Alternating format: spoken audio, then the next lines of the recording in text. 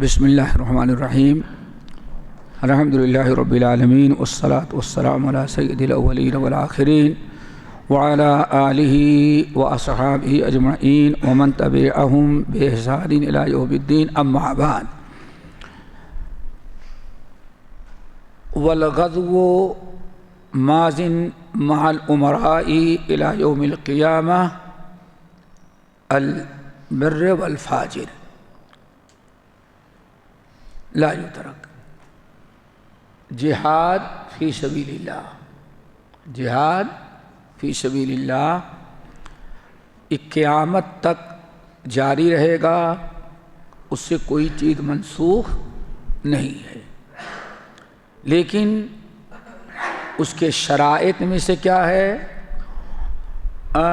शराइत में से है कि हाकिम वक्त, हाकिम वक्त इजाज़त देगा, वो ऐलान करेगा तो उसके झंडे तले जिहाद किया जाएगा।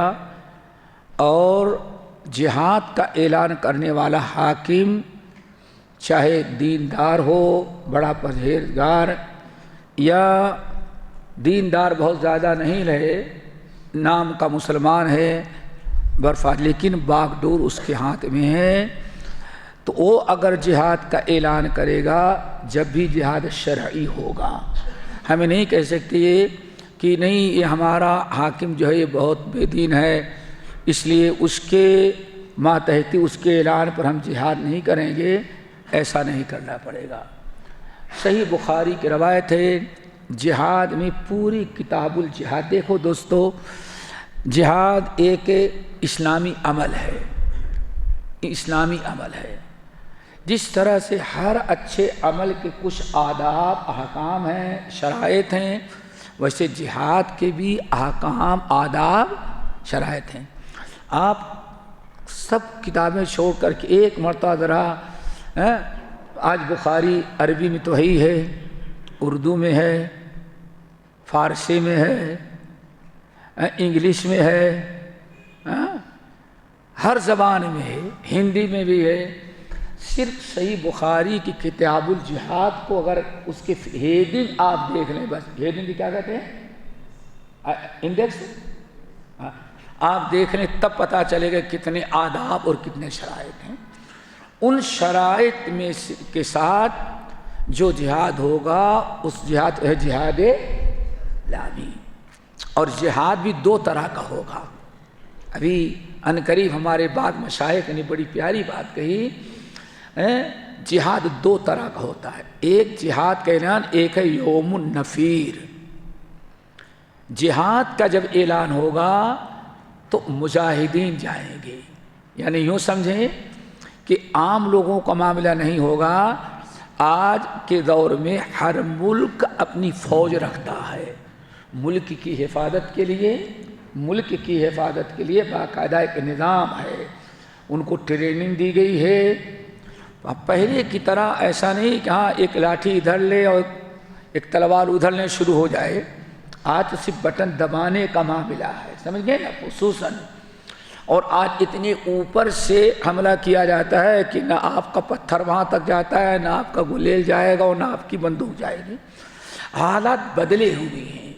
तो एक है बहुत अच्छी बात हमें लगी, जो भी बात हमारे मशाइख ने कुछ मज़मून लिखा कि देखें आज अवाम का ये काम नहीं है। जिहाद दो तरह का है, एक है जिहाद आदि, क्या कहते हैं, नॉर्मल जिसको कहते हैं। हाकिम वक्त ऐलान करेगा, उसके पास फ़ौज है, उसके पास असलहे हैं, उसके पास कमांडोज हैं, उसके पास पायलट हैं, हर किस्म की जंगी असलहेजात इस्तेमाल करने की है। उनको हमसे और आपसे टैक्स ले करके फ़ौज को तैयार किया जाए। क्या कह रहे हैं आपका? ये होता है ना, हमारे ही पैसे होते हैं, तरह तरह से टैक्स, हमारे ही पैसे से फ़ौज तैयार की जा रही है।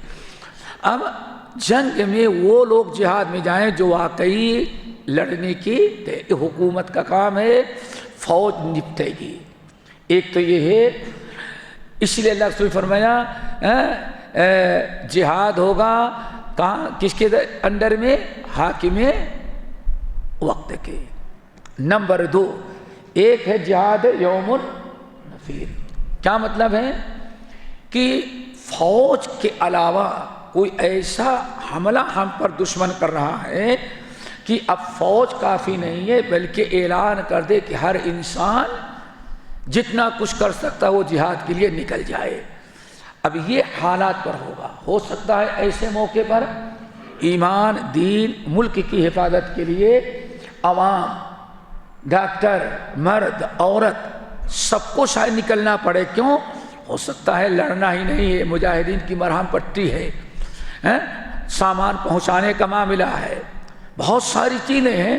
ہر آدمی کے لیے پھر واجب ہو جاتا ہے کہ انسان اب میدان میں آئے، چونکہ اس کو نفیر کہتے ہیں، ایک عام اعلان ہو گیا ہے۔ تو یہ 2 چیزیں ہیں 2 جہاد کی۔ تو پہلے شرائط میں سے دوستو کیا ہے؟ من ورائی امام یا جن ہوا جنت لکم، وہ تمہاری ایک ڈھال ہے۔ مثلا ایک بات بتائیں، آج ایک انسان اپنے سے شروع کر دیا، نہیں ہم جہاد کریں گے، اپنے سے شروع کیا، پولیس پکڑ لے، جیل میں ڈال دے، پورے ملک کے لوگ مل کر کے بھی اس کو ضمانت کر کے چھڑانے کے کوئی تیار نہیں ہے۔ دیکھا آپ نے؟ کوئی نہیں، کامیاب نہ ہوا اور کہاں ڈال دیا گیا؟ وہ جیل میں۔ کیوں؟ کوئی اس کی پشت پناہی نہیں ہے۔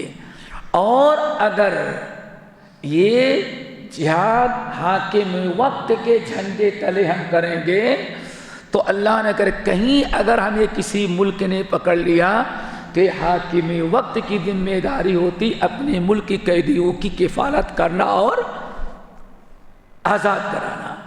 کچھ کل کوئی مسئلہ ہو جائے اور حاکم وقت کے اجازت کے بغیر آپ نے شروع کر دیا تو نقصان کم ہوگا، فائدہ کم ہوگا، نقصان بلکہ فائدہ کچھ نہیں ہوگا، نقصان زیادہ ہوگا۔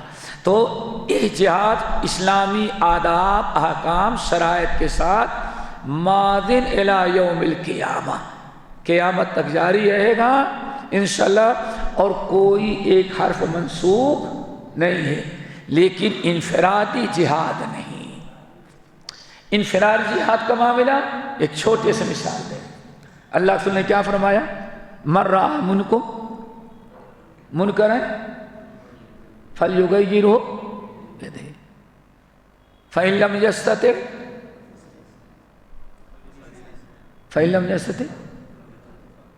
بقلبہ۔ کیا خیال ہے نا؟ ایک مراتب ہے۔ پھر ایسا کہ کچھ نہیں کر سکتے تو اپنے دل سے وقت کا انتظار کرو، موقع ملے گا تب۔ سارے مسائل کا حل موجود ہے۔ تو اسی لیے یہ زمانہ آج پرانے زمانے کی لڑائی نہیں ہے، آج ایک فوج ہوتی ہے ہر ملک کے، اور اس فوج کا کام ہوتا ہے لڑنا اور بھیڑنا، ملک کی حفاظت، ملک کے باشندوں کی حفاظت، جان مال کی حفاظت۔ ہم اس کے اندر میں رہ کر کے جب وہ اعلان کرے گا تو اسلامی جہاد ہوگا، بغیر اس کی اجازت کے جہاد نہیں۔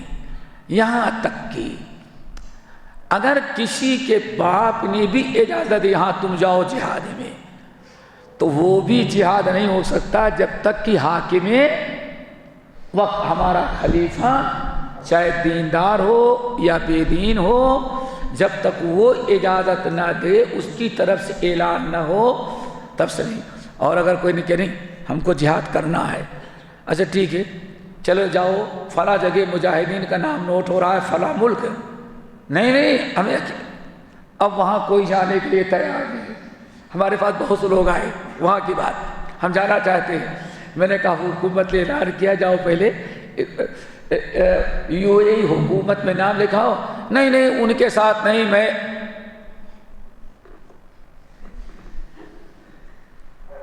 بارڈر ہی پکڑ لیے گئے، نہ حوثیوں تک پہنچے، نہ خدا ہی ملا، نہ مثال صنم، نہ ادھر کرے نہ دوسرے میں، نہ کتا گھر کا رہ گیا کا مت، نہ گھاٹ کا رہ گیا۔ اس کو جو ہم جہاد کہتے ہیں یہ جہاد اسلامی ہے۔ اس لیے غور کریں، یہ تو کوئی آج نہیں ان کو وہاں سے تنخواہ وغیرہ ملتی ہے اس لیے ان کی جیسی باتیں بزدل ہیں۔ کیا احمد بن حنبل بزدل ہیں؟ ایمانداری سے بتاؤ، جس شخص نے اس اسلام کی تحفظ کے لیے اتنے کوڑے کھائے، جیل میں گیا سالوں سال، کیا وہ بزدل ہے جو عقیدہ اور منہج بتا رہا ہے؟ بزدلی کی بات نہیں ہے۔ مسئلہ ہے کہ کچھ ایسا پروپگنڈا کر دیا جاتا ہے کہ نہیں علماء تو کچھ کرتے ہیں نہ کرنے دیتے ہیں، اور پوچھا جائے علماء کے علاوہ آج تک تم نے کیا کیا، تب بتاؤ۔ دین اکبری کو کس کے باپ نے مٹایا ہے؟ کسی ڈاکٹر نے، کسی عامی آدمی نے، کسی لیڈر نے؟ جب دین اکبری اتنا بڑا فتنہ ہوا تو کس نے مٹایا؟ نہ کوئی فوج تھی، نہ کوئی بادشاہ تھا، نہ مسٹر تھے، نہ سسٹر تھے، نہ بردر تھے۔ کس نے مٹایا؟ ایک عالم دین مجدد الف ثانی۔ یہ کس نے کہا کہ علماء کچھ نہیں کرتے؟ ہاں تم جیسے چاہے تو ویسے علماء نہیں کرتے۔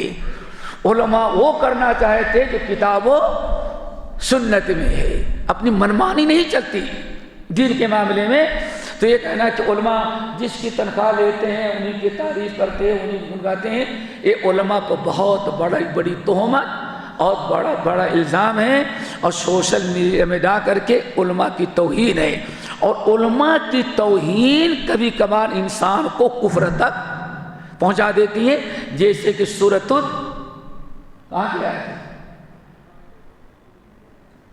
قل اب اللہ، یاد پڑ گئی ہے، قل اب اللہ و آیاتہ و رسولہ تستہزئون، تم کو مذاق اڑانے کا، توہین کرنے کا، اللہ کی کتاب، اللہ نبی کی سنت اور کتاب و سنت کے حفظ کی دعوت دینے والے ہی ملے تھے، اور دل لگی کے لیے تمہیں کوئی کیا ہے، لا تعتذروا قد کفرتم بعد ایمانکم۔ کہیں ایسا نہ ہو کہ ایسے بزدل کہتے کہیں اللہ نے فرماتا ہے تم کلمہ کہیں ایسا نہ ہو تم کفر تک پہنچ جاؤ۔ تو دوستو اس سے بچیں۔ مقصد ہمارا یہ ہے کہ احمد بن حنبل رحمۃ اللہ کیا کہتے ہیں، یہ سب کس کے اندر میں ہوگا؟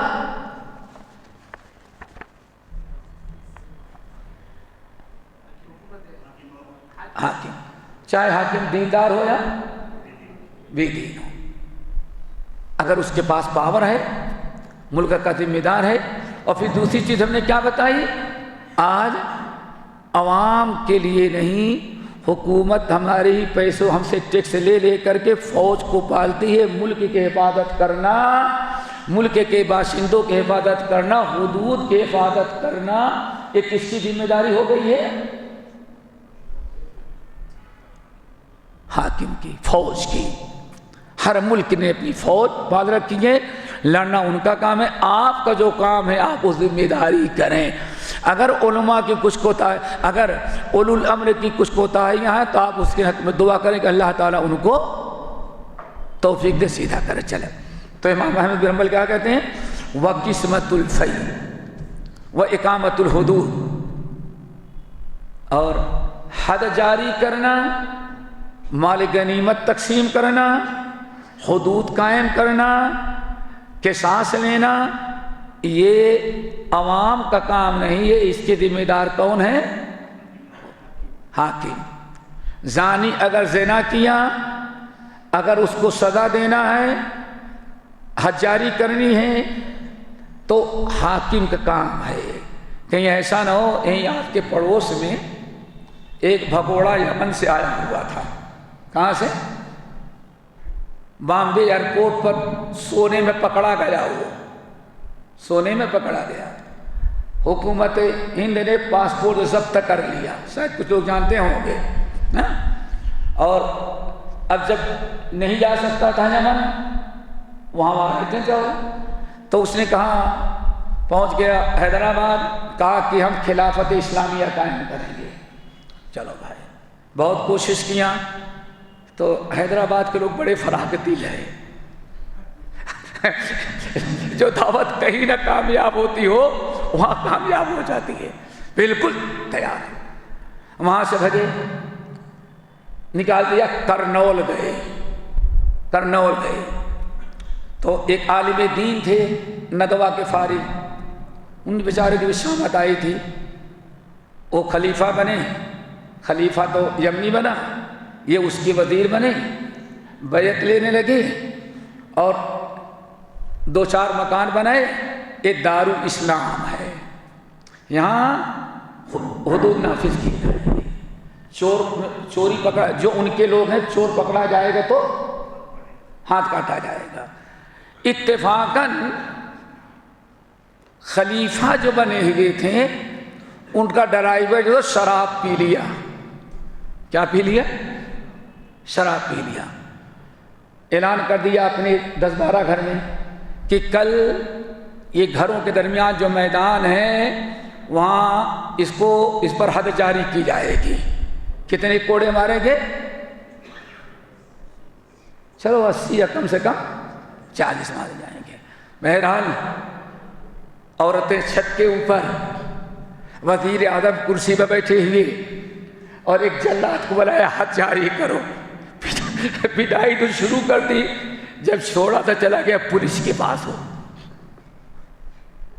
چلا گیا پولیس کے پاس۔ کیا ہوا؟ ہم کو انہوں نے بیٹھا پکڑ کے مارا۔ کس نے؟ وہ فلاں خلیفہ اور آرڈر جاری کرنے والا ان کا وزیر اعظم تھا۔ اللہ اکبر! کون سے یہاں خلیفہ پیدا ہو گئے؟ کہاں اسلامی حکومت ہے؟ پولیس آئی، پکڑ کر کے ڈبل حد ان پر جاری کی۔ سمجھ گئے نا؟ ساری خلافت اسلامیہ ختم ہو گئی، اور وزیر اعظم ندوی صاحب کہاں غائب ہیں آج تک پتہ نہیں چلا۔ شیعوں کا ایک امام غائب تھا، شاید بہت سارے لوگ جانتے ہو اس حادثے کہ اس کی تفصیل میں جانے تو بعد میں بتا دوں گا۔ سمجھیے نا؟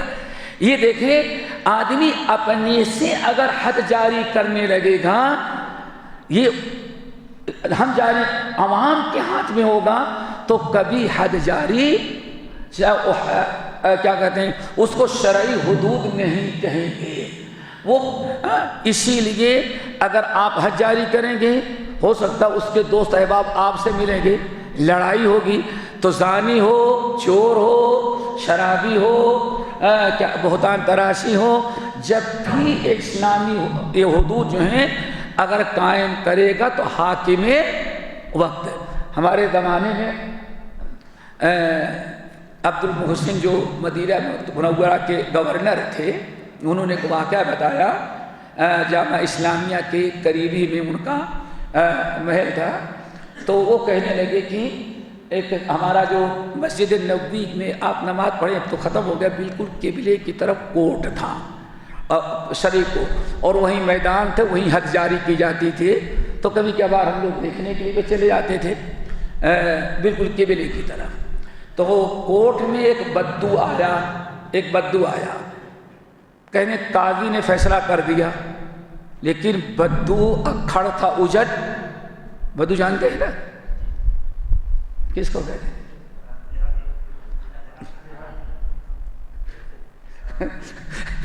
بدو بالکل اجٹ دیہاتی گنوار، اور اس کی مثال یہ ہے کہ بدو مسجد میں داخل ہوا، ہم لوگ نماز پڑھ رہے تھے، داخل ہوا، اس کو استنجا بھی کرنا ہے، وضو بھی کرنا ہے، اور باجماعت نماز بھی پڑھ رہی ہے، تو اپنا تندورا لنگی اٹھائے، وضو کھانے میں جانے کے بعد پہلے امام کے پاس گیا، امام لا ترکع حتی اتوضا، جب تک میں وضو کر کے نہ لوٹوں تم رکوع میں نہیں جانا۔ یہ بدو، سمجھ گئے نا؟ یہ بدو تو بالکل، یہ تو میں نے اپنی آنکھوں دیکھا ایسے گوار، سیدھے گیا مسجد میں، یہاں امام لا ترکع، رکو نہیں کرنا جب تک کہ وضو کر کے اب وہ استنجا کرے گا وضو کرے گا اب امام پھر آیت امام رکو کرے، یہ اس کو بدو کہا جاتے ہیں، کہا جاتا ہے ابھی بھی۔ تو بدو بگڑ گیا، نہیں مانیں گے۔ قاضی بہت کنٹرول کرنا چاہا کہ نہیں بھائی مان جاؤ تمہارا، نہیں مانوں گا۔ کہا تنگ کیا تو کہا موبائل نے تو ٹیلی فون لاؤ، میں ابھی ملک کو ٹیلی فون کرتا ہوں۔ کن کو؟ جو مدینے کے۔ جیسے اس نے ہمارے قاضی نے کہا کہ ہم ملک سے ٹیلی فون کرتے، اچھا بتاؤ کیا فیصلہ، میں قبول کروں گا۔ گھنٹے بھر سمجھایا، قبول کرنے کے لیے تیار نہیں، لیکن جب حاکم کی دھمکی دی تو سارا بھوت اتر گیا، نہیں میں قبول کروں گا، ان کو خبر نہ کریں۔ کیوں؟ وہاں گئے تو اس سے بڑی سزا ملے گی۔ تو دوستو یہ سارے حدود جو جاری کریں گے کون کرے گا؟ وہ، تاکہ فوضا نہ ہو۔ تو اس لیے کہتے ہیں حدود جاری کریں گے ائمہ، نہ ان پر طعن کیا جائے گا، نہ تشنیع کی جائے گی، نہ بلا وجہ ان پر تنقید کی جائے گی۔ اگر کچھ منکرات ہیں تو ان کے اوپر یعنی دعا کی جائے۔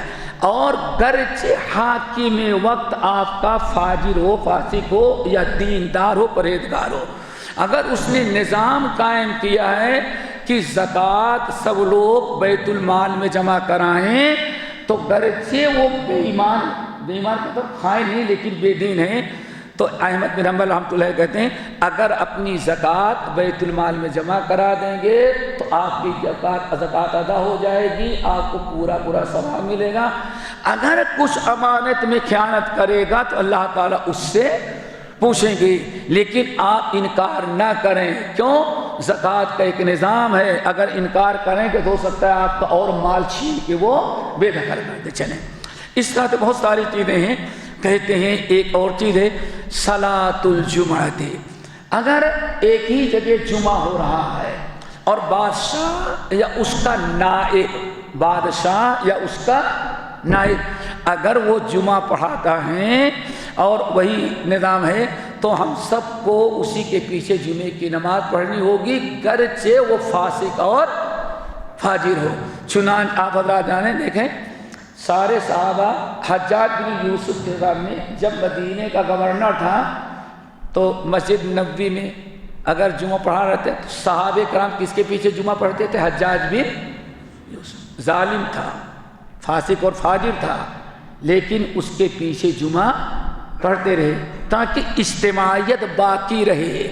اگر آپ الگ الگ جمعہ قائم کر لیں اس سے ناراض ہو کر کے تو کہیں ایسا نہ ہو بے دین تو ہی ہے، فاسق فاجر ہے، ممکن ہے کہ وہ آ کر کے آپ کو بھی قتل کرا دے اور کیا کہتے ہیں مسجد کو بھی ڈھا کر کے جمعہ بند کرا دے۔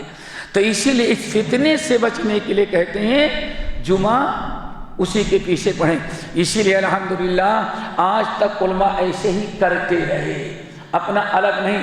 لیکن اگر الحمدللہ حکومت کے تابع مسجد نہیں ہیں، آج جیسے الحمدللہ مسجد بھر گئی ہے، ادھر جامع ہے ادھر جامع، آپ کے جہاں مرضی ہو جا کے جمعہ پڑھیں، اس میں کوئی قباحت نہیں۔ لیکن اگر ایک سرکاری نظام ہو کہ ہاں اس مسجد میں جمعہ ہوگی، خلیفہ یا اس کا مقرر کردہ امام خود جمعہ پڑھائے گا اور دوسرا جمعہ نہ قائم کیا جائے تو ہمیں گرچہ باہر ہم کو جگہ ملے لیکن جمعہ یہیں پڑھیں گے تاکہ فوضا اور فساد نہ ہو۔ چلو، اور پھر تو لوگ تو ہندوستان میں ہے نا کہ اور کہیں ہے، تجربہ کیا ہوگا، ہمارے یہاں جمعہ بھی پڑھتے ہیں اور ظہر بھی پڑھتے ہیں۔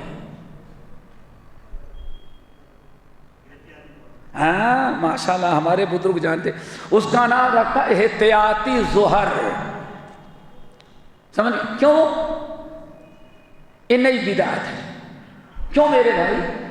جب اہل الرائے کا غلبہ ہوا ہندوستان میں تو ہندوستان دارالاسلام ہے، دارالکفر ہے۔ ظالموں 1000 سال تک حکومت کیے، ابھی تک دارالاسلام و دارالکفر کا فیصلہ نہیں ہوا تمہارا۔ کچھ لوگوں نے کہا یہ دارالکفر ہے، ہندوستان دارالحرب ہے، دارالکفر ہے، تو اب جمعہ یہاں پڑھنا جائز ہے کہ ناجائز؟ جمعہ پڑھنا جائز کہ ناجائز؟ تو کچھ لوگوں نے کہا بالکل نہیں، دارالحرب میں جمعہ قائم کرنا جائز نہیں، ظہر کی نماز پڑھی جائے۔ تو بہت سارے لوگوں نے تو جمعہ نہیں پڑھی۔ یہ شاید نہیں جانتے ہوں گے آپ لوگ، جی ہو بابا زندہ ہوتے تو پوچھتے تھے جمعہ نہیں پڑھیں گے۔ کچھ لوگوں نے کہا نہیں جمعہ پڑھیں گے۔ اب کافی جھگڑا ہوا، اختلاف ہوا، تو ایک تیسری قوم پیدا ہو گئی ہندوستان میں، باغباں بھی خوش رہے، راضی رہے، سیاد لا الہ الا ولا الہ مذبذبین بین ذالک، بس تھالی کا بیگن جس کو کہتے ہیں، دیکھا ہے نا، یہاں سے لو تو کبھی ادھر کبھی ادھر کبھی ادھر کبھی ادھر، اس کو کہا جاتا ہے مذبذبین بین ذالک لا الہ الا ولا الہ ہؤلاء۔ کچھ لوگوں نے کہا ایسا کرو، سب سے بہتر ہے جمعہ پڑھ لو اور ساتھ ساتھ میں ظہر بھی 12 رکعت پڑھ لو، اس کا نام ہے احتیاطی ظہر۔ پاکستان اسلامی ملک بن گیا، ابھی بھی احتیاطی ظہر کا چکر نہیں ختم ہوا۔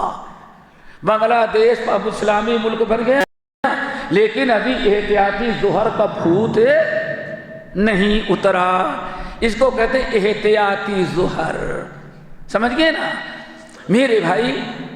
یہ کون سا طریقہ ہے کہ احتیاطی کون سی چیز ہے؟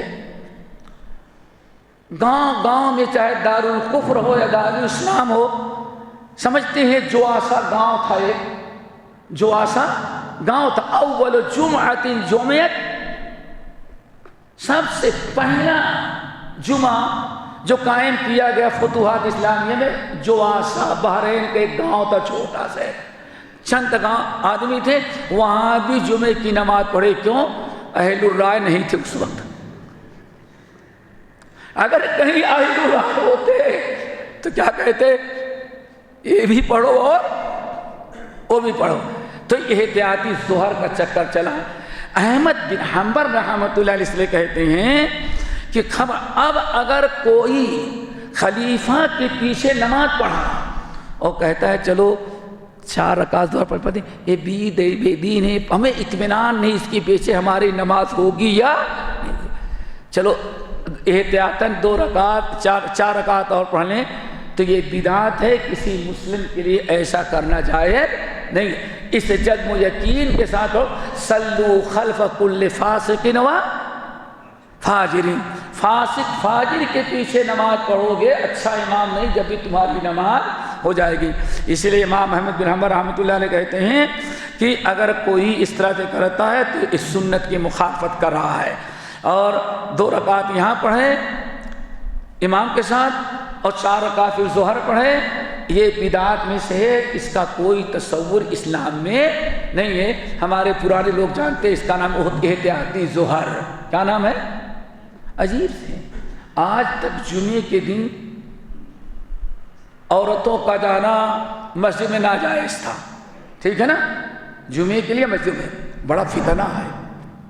اب کہتے نہیں، اب قرارداد پاس کی گئی، اب جمعے کے دن بھی عورتوں کا انتظام ہونا چاہیے، اور اہل حدیثوں کی طرح اپنی مسجدوں میں مسجد نسواں بھی ہونا چاہیے۔ کیوں؟ ہم لوگ کہتے ہیں یہ جائز نہیں، ہماری عورتیں وہاں سننے کے لیے جاتی تو وہاں بھی بن کر کے آتی تو شوہروں سے لڑتی ہیں وہ، اس لیے اس سے بہتر ہے کہ اپنے بھی مسجد میں انتظام کرو تاکہ وہاں بھی نہ بن سکیں۔ لا حول ولا، اب نہ امام کی محبت رہ گئی نہ دین کی، اب ساری نفرت کس سے ہے؟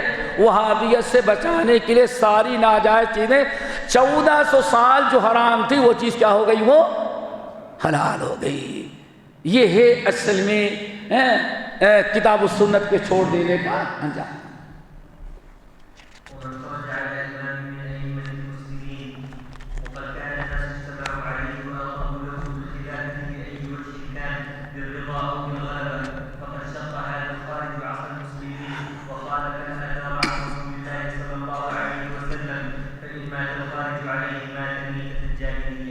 ہاں، ایک پھر بتا رہے ہیں کہ امام المسلمین جو انسان ملک پر قابض ہے یعنی حاکم ہے، چاہے طاقت کے طور پر یا جیسے گرچہ شرعی نہ ہو متغلب ہے، اگر پورے ملک پر کنٹرول کر لیا ہے اس نے، تو اب ہر انسان کو چاہیے کہ اس کی خلافت کا کیا کریں، تسلیم کریں، خاموش نہیں۔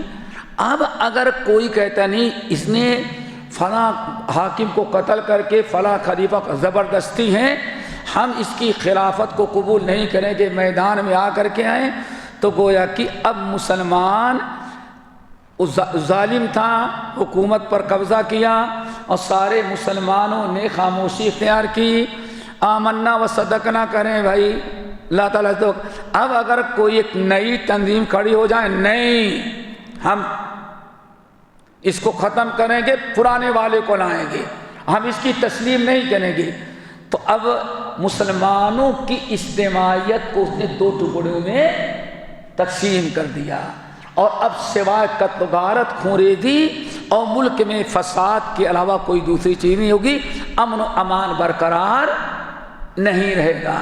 اسی لیے کہتے ہیں امام احمد بن حنبل رحمۃ اللہ علیہ کہتے ہیں کہ اس کو ماننا چاہیے جیسے کہ صحابہ کرام رضوان اللہ علیہم اجمعین نے حجاج بن یوسف یہاں تک کہ مختار بن عبید ثقفی جیسے بدمعاش انسان نے جب قبضہ کیا، حکومت کے ساتھ غالب آیا، تو اس کے بھی خلاف کھڑے ہو کر کے نہیں ہم اس کو نہیں بلکہ ہم اپنا الگ حکومت قائم کریں گے، ایسا صحابہ نے نہیں کیا۔ بلکہ امام بخاری رحمۃ اللہ علیہ کو، امام بخاری تاریخ کبیر میں نقل کرتے ہیں کہ 10 صحابہ کرام، کتنے؟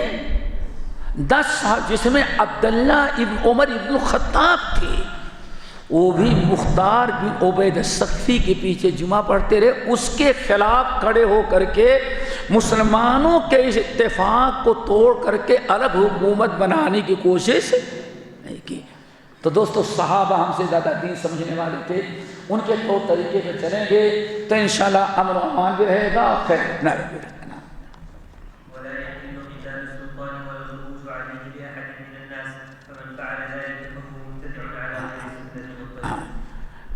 حاکم وقت کے خلاف تلوار اٹھانا اور اس سے جنگ چھیڑنا، حاکم وقت سے احمد بن حنبل رحمۃ اللہ علیہ کہتے ہیں اس کے خلاف لوگوں کو بھڑکانا، یہ کہتے ہیں یہ منہج کے اور سنت کے خلاف ہے۔ فمن فعل ذلک، اگر کسی نے ایسی حرکت کیا تو فہو مبتدع، کیا ہے وہ مبتدع ہیں علی غیر سنت و طریقہ، اہل سنت والجماعت کا، صحابہ کا، تابعین کو جو طریقہ تھا اس طریقے سے وہ شخص نکل گیا۔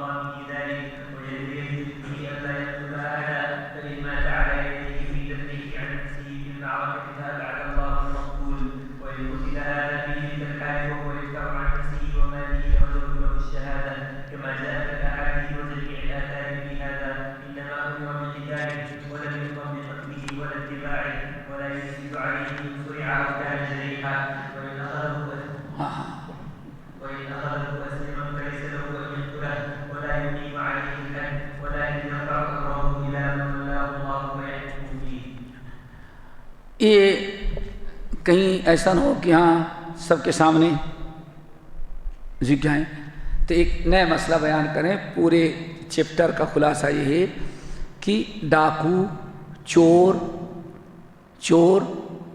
عصمت دری کرنے والا، خوارج، سمجھ گئے نا، چور ڈاکو اگر تمہارے گھر میں داخل ہو کر کے تمہارا مال چھیننا چاہے، تمہارے بیٹیوں اور بہنوں کی عصمت دری کرنا چاہے تو تمہارے لیے اللہ نے قتال کو مباح کیا، بلکہ جائز ہے، ضروری ہے کہ اس سے لڑیں۔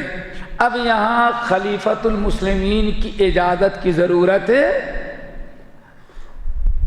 کیوں؟ اتحاد نہیں ہے، وہ یہ کیا ہے، آپ کے گھر میں کوئی ظالم خارجی آ گیا،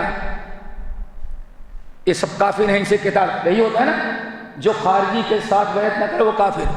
ہم کو اگر تم کو کافر قرار دے کوئی خارجی گھر میں گھس گیا اور تمہارا مال چھینتا ہے، تم کو کافر قرار دے رہا ہے، تو نہیں بھائی، حاکم کی اجازت کے بغیر میں اس کا مقابلہ نہیں۔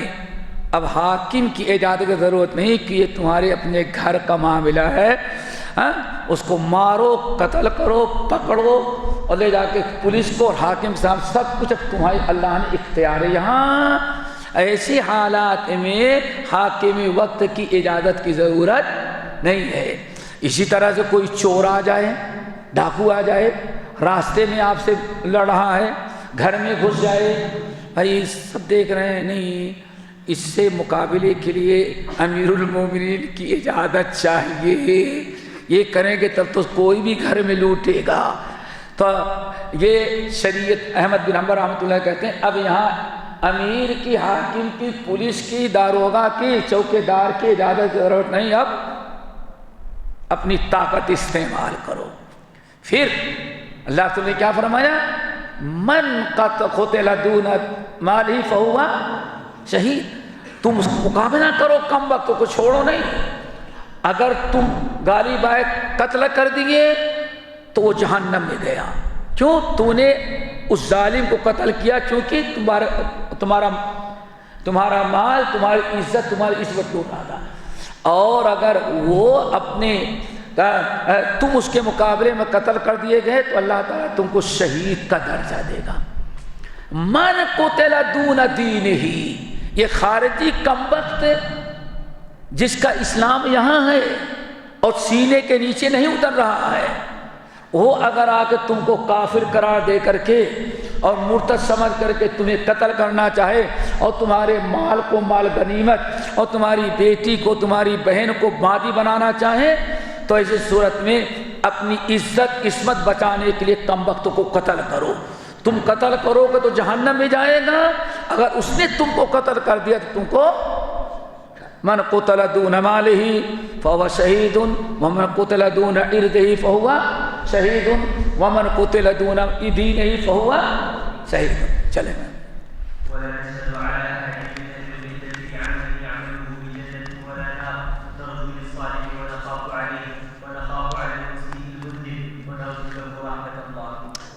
یہ ایک اور مسئلہ ہے، وہ کیا؟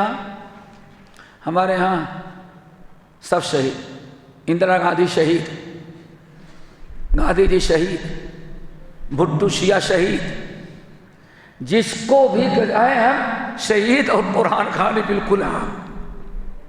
ہمارے یہاں شہادت کی سرٹیفکیٹ بہت ہی زیادہ، جس کو چاہو شہید، جس کو چاہو شہید۔ شہادت بہت اونچا مقام مرتبہ ہے۔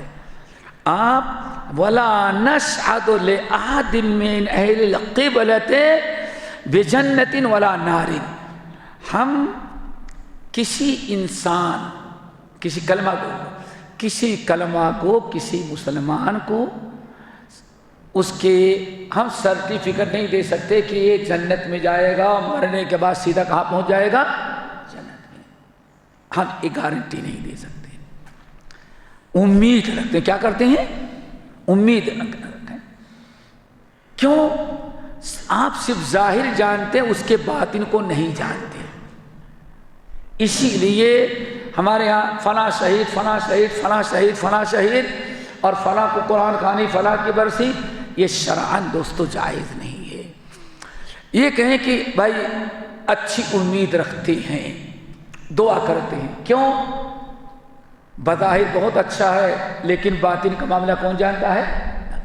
اس حدیث پر ذرا غور کریں، جب نبی علیہ السلام کا خادم شہید ہوا، یاد ہے نا حدیث، سارے صحابہ کرام مبارکبادی دینے لگے، اللہ رسول مبارک ہو آپ کا غلام شہید خادم۔ آپ نے کیا فرمایا؟ کلا، نہیں خبردار شہید نہیں کرنا، تم شہید کہہ رہے ہو، میں اس کو جہنم کی آگ میں جلتا ہوا دیکھ رہا ہوں۔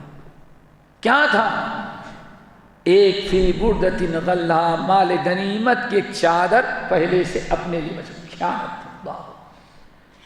اتنی اونچی ہستی، نبی کا خادم ہوتے ہوئے بھی اللہ لوگوں نے کہا شہید، آپ نے کہا نہیں شہید نہ کہو بلکہ کیا کہو، کیوں؟ ایک اچھی امید کسی کے بارے میں رکھو کہ امید ہے اللہ تعالیٰ شہادت کا درجہ دے، 100% یقین کر کے سرٹیفکیٹ نہ دے دے۔ کیوں؟ حنین کے موقع پر سنا ہوگا، حنین کا واقعہ ہے نا، ایک نوجوان ماشاءاللہ خوب تگڑا پہلوان ایک طرف سے ختم کرتا جا رہا ہے، لوگوں نے کہا اگر جنت میں جائے گا اس جہاد میں تو یہی جائے گا۔ اللہ کے رسول نے فرمایا نہیں وہ تو جہنم میں جائے گا، یہی حدیث ہے نا، جہنم میں جائے گا۔ صحابی کرام کہتے ہیں بظاہر سب سے زیادہ لڑ رہا ہے اور جہنم میں جانے اور جنت میں جانے کے لائق ہے، اور اللہ رسول فرماتے ہیں کہ یہ جہنم میں جائے گا۔ کہتے ہیں ہم لوگوں نے پیچھا کیا کہ ذرا دیکھیں کیوں، بظاہر تو جنت میں جائے گا بلا حساب کتاب، اور اللہ رسول فرمانے کہاں جائے گا جہنم میں۔ پیچھا کیے، کافروں سے قتال کرتے کرتے کرتے کرتے کسی کافر نے زہر آلود نیزہ مارا، لگ گیا، زہر پورے بدن پھیلا، تکلیف زیادہ پہنچی اس کو، پورا زہر جسم میں پھیل گیا، تکلیف جب زیادہ ہونے لگی اور بہت ہی اب برداشت نہ کر پایا تو جس تلوار سے دشمنوں کو قتل کر رہا تھا اسی تلوار کو دستہ نیچے اور نوک اوپر اور اپنے پیٹ پر خوب کس کر کے دبایا، ادھر سے تلوار پیچھے آر پار ہو گئی، وہیں وہ خودکشی کی موت مر گیا۔ اب صحابہ کرام صدق اللہ ورسولہ، میرے بھائی ہم اور آپ جانتے وائدہ باشد کی کار خیر کنن چوں بخلوت می رون آکار دیگر می کنند۔ تو دوستو ہم ظاہری طور پر کسی کے بارے میں کہیں اچھی امید رکھتے ہیں، کیا رکھتے ہیں؟ اچھی امید، لیکن کسی کے بارے میں جنت اور جہنم کا 100% کا فیصلہ نہ کر دیں۔ جیسے سنا ہوگا مولوی صاحب کہتے تھے ایک مرتبہ سمجھایا، 2 مرتبہ سمجھایا، 3 مرتبہ سمجھایا، 10 مرتبہ، ایک دن غصے میں کمبخت تو سدھرتا نہیں، مرنے کے بعد سیدھے جہنم میں جائے گا، حدیث ہے نا صحیح مسلم کی، سیدھے تو جہنم۔ بے ایمان اتنا برائی کرتا، میں سمجھاتا ہوں باز نہیں آتا، جب وہ بھی مرا بے ایمان اور مولانا صاحب بھی ملے، آمرین بالمعروف والناہین عن المنکر مرے، تو اللہ نے فرمایا اس کو تو جنت میں جا، کس کو؟ گنہ کا، تو جنت میں جا، اور وائز کو، خطیب کو، عامر کو، المعروف جہنم۔ اللہ نے وہ برا ہے میں نیک تھا، اللہ نے فرمایا نہیں، تم نے اتنا بڑا فتویٰ اس کے بارے میں کہ واللہ لا یغفر اللہ لک، میں اللہ کی قسم کہا تو دنیا کو اللہ معاف کر دے کہ تیری مغفرت نہیں کرے گا، تو کون ہوتا ہے میرے بارے میرے اوپر فیصلہ کرنے والا؟ اللہ۔ اب آپ ذرا بتائیں جب اتنا نازک معاملہ ہے تو بڑا ہو چھوٹا ہمارا نظر کیا ہونا چاہیے؟ امید ہے، اچھی ہے، اس کے حق میں دعا کرتے ہیں اللہ اچھی موت دیا۔ ایک ہم امید رکھ سکتے ہیں 100% کسی کے جہنمی اور جنتی ہونے کا فیصلہ نہیں کر سکتے۔ نام یاد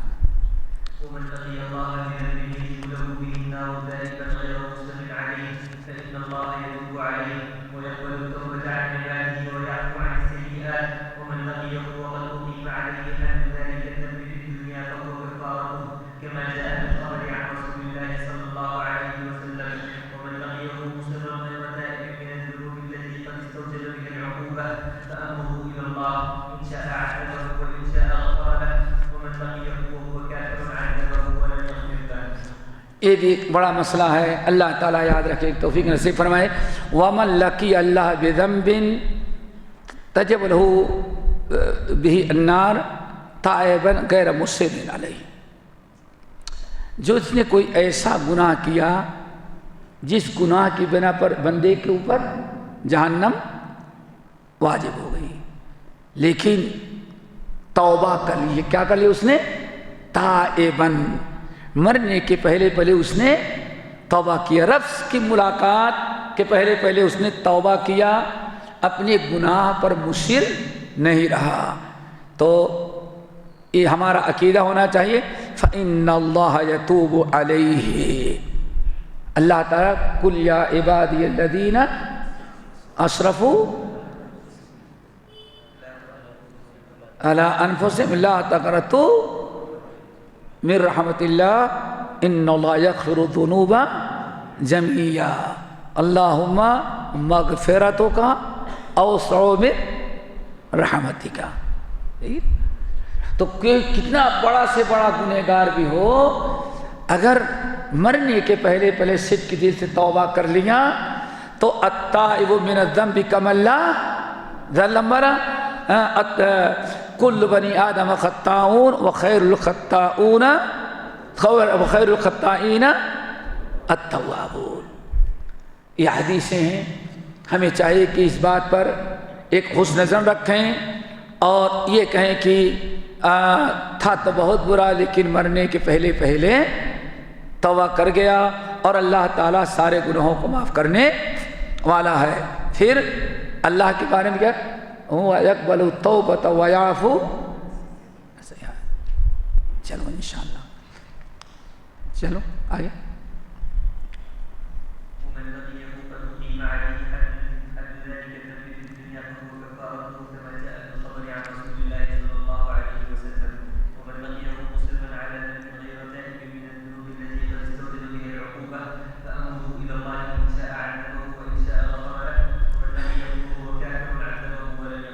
تین چیزیں بیان کیا ہے، تین باتیں.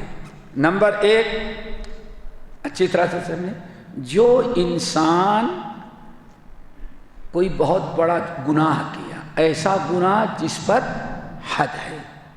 کیا ہے؟ حد ہے، اور دنیا میں اس پر حد جاری کر دی گئی. دنیا میں حد، زنا کیا، شراب پی لیا، چوری کر لیا، تو جو شریعت نے حد مقرر کیا ہے وہ حد اس پر جاری کر دی گئی. تو اب اس گناہ کی سزا آخرت میں اس کو نہیں ملے گی. اب یہاں ایک مسئلہ ہے، آیا حدود کفارے سیئات ہیں یا کہ نہیں؟ تو اہل سنت والجماعت کا یہ کہ یہ کفارے سیئات ہیں. جس جرم کی سزا دنیا میں آپ کو مل چکی ہے قانوناً، شریعت میں جو سزا مقرر کی گئی ہے، دوسرے گناہوں کی سزا تو قیامت کے دن مل سکتی، لیکن اس گناہ کی سزا اللہ آپ کو نہیں دے گا.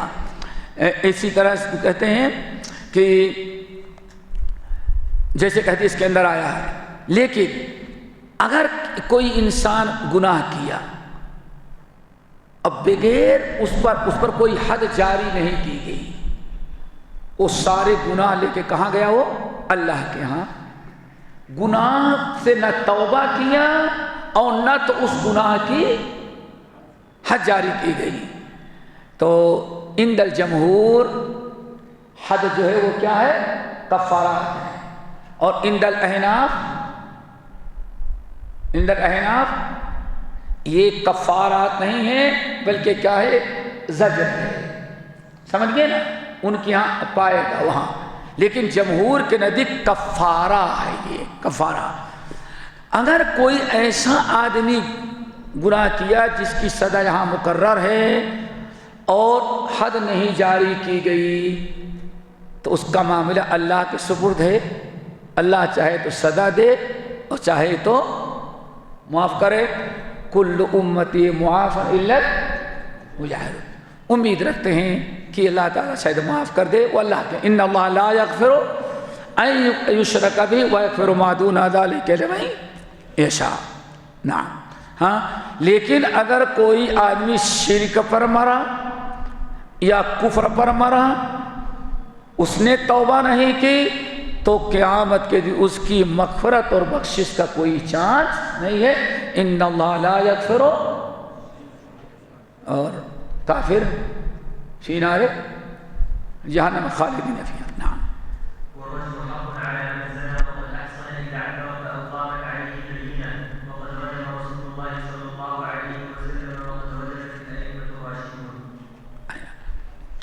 یہ ہے اقامت الحدود، یعنی حد جاری کرنا۔ رجم کرنا،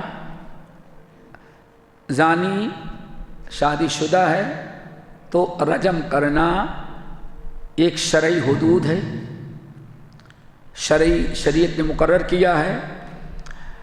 اگر شادی شدہ ہے گر اور اس نے زنا کا اعتراف کیا خود، جیسے مائد اسلمی اور غامدیہ خاتون، ان کے پاس کوئی گواہ نہیں تھا لیکن خود انہوں نے اعتراف کیا، یا 4 گواہوں سے ثابت ہو گیا اور اس پر رجم کر دیا، اس کو رجم کیا جائے گا۔ اب اس گناہ کی سزا اس کو نہیں ملے گی، تو لیکن یہ رجم کی سزا اللہ کے رسول نے نافذ کی ہے، ائمہ نے نافذ کیا ہے، اور یہ سزا قیامت تک منسوخ نہیں ہو سکتی۔ کیوں؟ آج کہتے ہیں زنا وہ ہے جو کیا کہتے ہیں جبرن کیا جائے، اور دونوں راضی ہیں تو کیوں کسی کی آزادی چھینی جائے؟ زنا جرم ہے کب؟ جب بغیر رضامندگی سے کی جائے اور دونوں راضی ہیں تو کوئی مشکل نہیں، مباح ہے، جائز ہے۔ اسلام میں چاہے زنا بالجبر ہو یا زنا بالرضا ہو، ہر حال میں اس کی سزا رجم ہے اگر شادی شدہ ہیں۔ اگر شادی شدہ نہیں ہے تو 100 کوڑے و تقریب و آمین، سال بھر کے لیے ملک بدر۔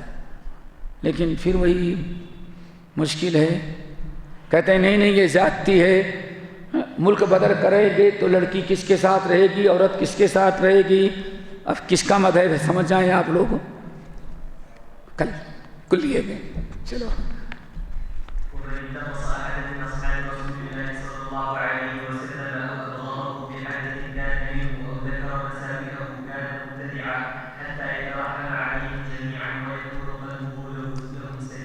ہاں، آپ لوگ یہاں ہیں کہ باہر ہیں؟ کوئی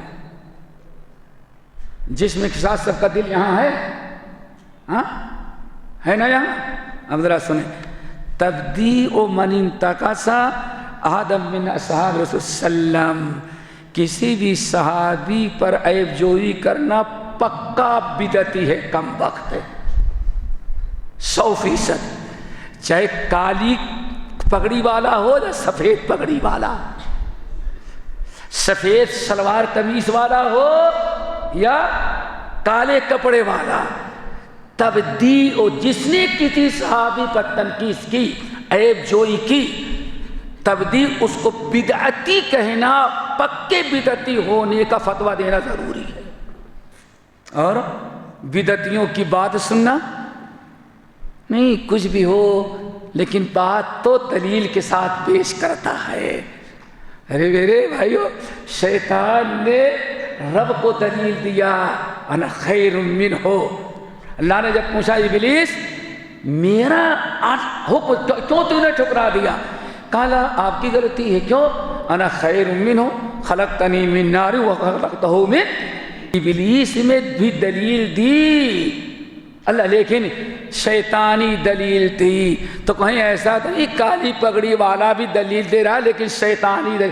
وَإِنَّ الشَّيَاطِينَ لَيُوحُونَ إِلَىٰ أَوْلِيَائِهِمْ لِيُجَادِلُوكُمْ، تاکہ تم کو گمراہ کرنے کے لیے تم سے بحث کرے۔ تو تبدیع من انتقص، صحابہ کی شان میں گستاخی کرنے والے کے پر اس کو بدعتی قرار دیا جائے گا، کیونکہ اصحاب رسول رضی اللہ عنہ ورضو چھ جائے کہ امیر معاویہ کاتب پھر ایک بات اور بتائیں، اپنے سالے کی بے عزتی پر جہاں میرے سالے کو کیا کہتے ہیں یہاں مسئلے کو ساری خدائی ایک طرف، جورو کے بھائی کی تو اتنی عزت ہے، ارے بدبخت نبی کے سالے کو گالی تنقید کرتا ہے تو اپنے سالے کی تنقید گوارا نہیں، نبی کے سالے کی کیسی تنقید کرتا ہے۔ معاویہ اللہ کے نبی کے سالے ہیں، کاتب وحی ہیں، اللہم اجعلہ ہادیاً مہدیاً، اتنی ساری فضیلت معاویہ کی ہو، اور کالی کبر پگڑی سے دل بھی کالا کم وقت کا ہے، ورنہ ایسی حرکت نہ کرتا۔ یہ رسول کتنا بڑا تبدیل و تبدیل، اس کو بدعتی کہنا ضروری ہے کہ ہاں یہ بدعتی ہے، اور بدعتی سے کے قریب جانے ہمارے سلف تو ایسے تھے، بعض سلف کہتے ہیں باہر گئے تھے تو آگے صابن سے اپنا منہ دھل رہے تھے، بدعت سے نہیں لگا، اپنا منہ دھل رہے ہیں رگڑ رگڑ کے صابن سے۔ کہا کیا ہوا؟ کہا بدعتی کمبخت کی نظر ہمارے چہرے پر پڑ گئی، اتنی نفرت تھی سلف کو، سلف کو بدعت سے اتنی نفرت بدعتی سے، اور ہمیں بڑی محبت کیوں؟ بال تو دل کو لگتی ہے، دل میں کچھ عیب ہے، زیغ ہے، کیا ہے؟ زیغ ہے، اسی لیے ساری باتیں اچھی لگتی ہیں۔ آگے بڑھ دینا۔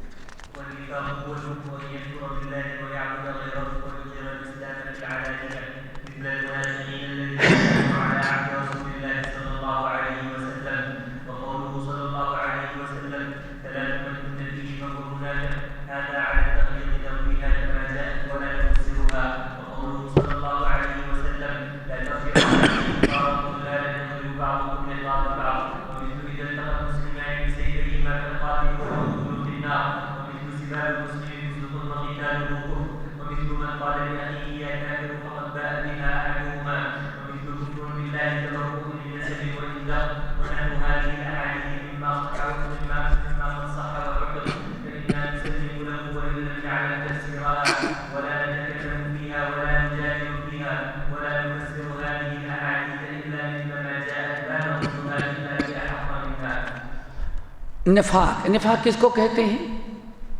آپ لوگ تو جانتے ہیں کچھ بھائی، نفاق چوہے کی بل ہوتی ہے نا، چوہے کی بل، اس کو نفاق کہا جاتا ہے۔ نفق نفق جو بل ہوتی ہے کیا، اس کو نفاق کہا جاتا ہے۔ شریعت میں نفاق کس کو کہتے ہیں؟ دل میں کفر چھپائے رکھے اور زبان سے تو کہتے ہیں احمد برہمل النفاق هو الکفر، نفاق کیا ہے؟ کفر ہے۔ ان یکفر باللہ،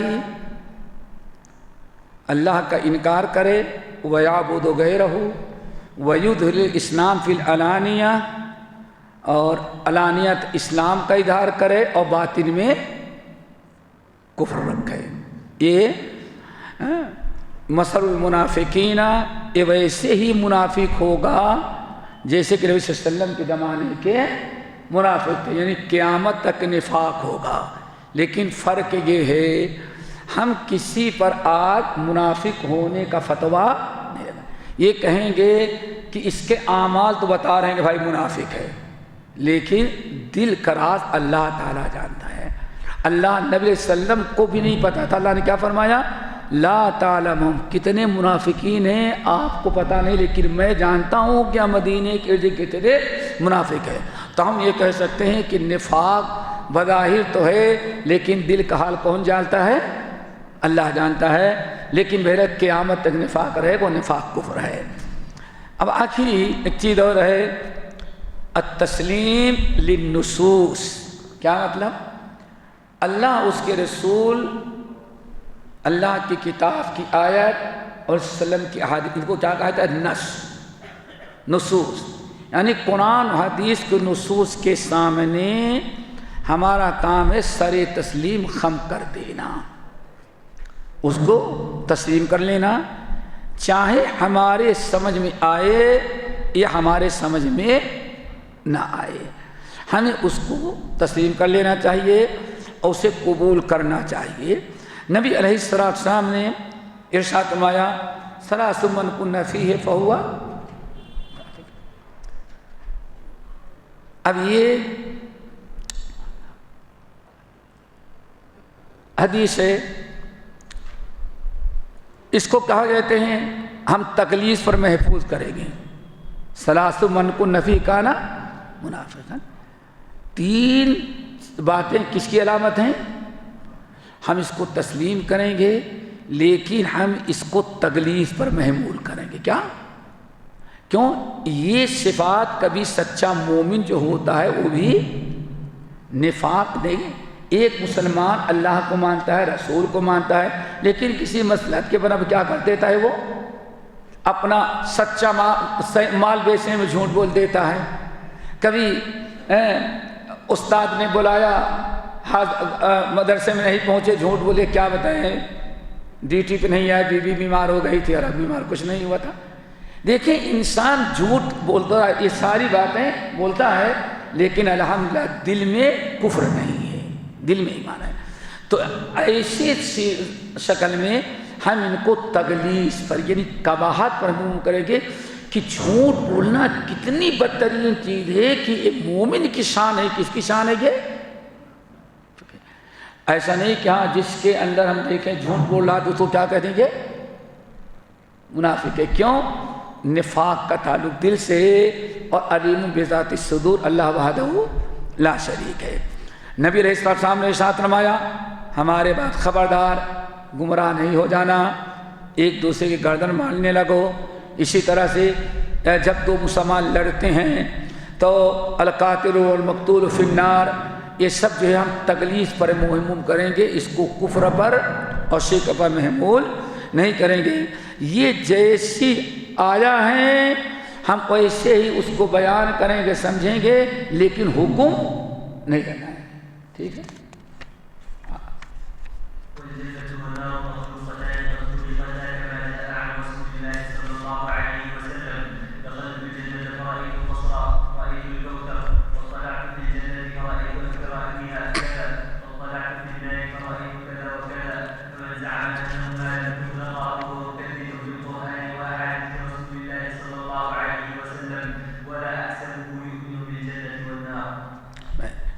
اہل سنت والجماعت کا ہمیشہ سے عقیدہ رہا کہ الجنت والنار مخلوقتان قد خلقتا کما جاء عن رسول وسلم دخلت الجنة فرأيت كسرا ورأيت الكوثر واطلعت في الجنة فرأيت أكثر أهلها كذا وكذا۔ پھر ہم نے اطلاعت النار جہنم کو دیکھا تو اس میں ایسے ایسے لوگوں کو جہنم میں جلتے ہوئے دیکھا۔ یہ سارے نصوص اس بات کی دلیل ہیں کہ ہمیشہ جنت و جہنم دونوں پیدا ہو چکی، یہ نہیں کہ ہاں آئندہ پیدا کرے گا۔ نبی علیہ السلام فرماتے ہیں جہنم کی زیارت کی گئی اور جنت کی زیارت کرائی گئی، تو اس کا مطلب صحیحین کی روایت جبرائیل میں نے جنت پیدا کیا تھا، معائنہ کر کے آؤ۔ جہاں ہم نے جہنم پیدا، یہ ساری نصوص قطعیہ ہیں کہ جنت و جہنم پیدا ہو چکا، اب کہاں ہے اللہ جانتا ہے۔ نمبر 2، یہ جنت و جہنم ہمیشہ ہمیشہ نہیں کہ ختم ہو گئے۔ اہل سنت والجماعت کا عقیدہ ہے کہ خالدین فیہا آبادا، صرف خالدین آبادا بھی ہے، خالدین کہ نہیں، خالدین فیہا اور خالدن مخلدن، یہ سارے تاکید کے ساتھ ہمیشہ ہمیشہ رہیں گے۔ ٹھیک ہے نا؟ اور ابھی ایک ڈاکٹر صاحب ہیں لکھنؤ میں پیدا ہوئے، لاہور میں رہے، ڈاکٹر اسرار احمد، ابھی ان کا عقیدہ رہا جس والی دنیا کا پریشان کر دیا۔ ابھی کلکتہ میں تو کہتا ہے کہ اب کیا کوشش کرنے کی ضرورت، جنت فنا، وہ کہتے ہیں نہیں جنت بھی ہمیشہ نہ رہے گی جہاں، پھر کہاں جائیں گے سب لوگ؟ تو اس کا مطلب پھر دوبارہ آئیں گے بینگلور آباد کرنے کے لیے، بینگلور ہی بینگلور میں آئے گا، مدراس میں جائے گا، یو پی والا یو پی میں جائے گا۔ میرے بھائی یہ ملحدانہ عقائد اور جہالت کی بنیاد پر سلف کا منہج چھوڑ دینے کے بعد اور کتاب و سنت سے دوری، جو لاجک ہے، ہاں سارا خطبہ اور سارے بات فلسفے کو بھی اور باب تفعیل اور افعال کا چکر چلتا رہے گا، اور ابن کثیر کے بجائے نہیں سب پرانی تفسیر، اب نئی تفسیر کی ضرورت ہے، لا حول ولا، تو آگے کہیں گے۔ اور یہی ہے، جانتے ہیں نام لیتا ایک ظالم نے یہاں تک کہا، نام نہیں لیتا، اب آج نئے قرآن کی بھی ضرورت ہے۔ اللہ اکبر، اب یہ سب ختم ہو گئی، یعنی وہی دین اکبری 1000 سال کے بعد نبی کا دین کینسل ہو جاتا ہے۔ میرے بھائی نصوص قطعیہ جمہور کے خلاف ہے، الجنت والنار، جنت و جہنم پیدا ہو چکے ہیں اور ہمیشہ ہمیشہ خالدین فیہا ابدا، صرف ایسا نہیں کہ خالدین ہے، نہیں ایک طویل عرصے تک، معلوم تو تھا ایسے لوگ پیدا ہوں گے، اسے اللہ فرمائے نہیں ابدا، ابد الاباد۔ تو یہ جتنے منحرفین پیدا ہونے والے تھے سب تو اللہ کو معلوم ہے نا، یعلم ما بین ایدیہم وما، کون پیدا ہوگا کیا کہے گا، تو اللہ پہلے ہی سے ان کی کمر توڑ کر کے رکھتی ہے، خالدین فیہا ابدا رضی اللہ عنہ ورضوا عنہ۔ ابھی 2 مہینہ پہلے کلکتہ میں تھا، تو وہاں ایک نوجوان آیا، کہا بس اب کیا کریں، کس لیے محنت کریں، جب جنت بھی اللہ دنیا میں پریشان اور چند سال جنت میں رہ کے جنت بھی ختم کر دے تو کیا فائدہ ہے زندگی میں محنت کرنے کی۔ یعنی ایسے نوجوانوں کا دماغ خراب ہو رہا ہے کہ جب جنت بھی چند دنوں کی ہے، دنیا بھی چند دن کی ہے، اور جنت و جہنم بھی چند دن، تو محنت کس لیے کریں جہاں ہمیشہ ہمیشہ میں رہنا ہی نہیں ہے۔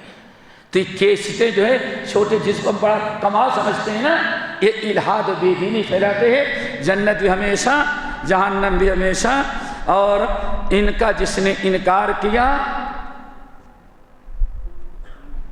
خسر الدنیا والآخرہ۔ یہ آخری چیز ختم، اور کیا ہے؟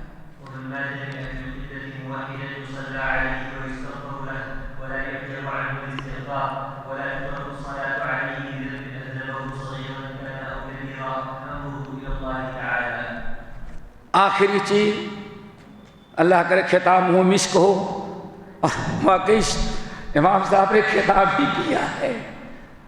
دنیا کی آخری رسم کیا ہے؟ نماز جنازہ، اسی پر اپنا رسالہ بھی امام صاحب نے ختم کیا، ختام ہو مسک وفی ذلک فلیتنافس المتنافسون۔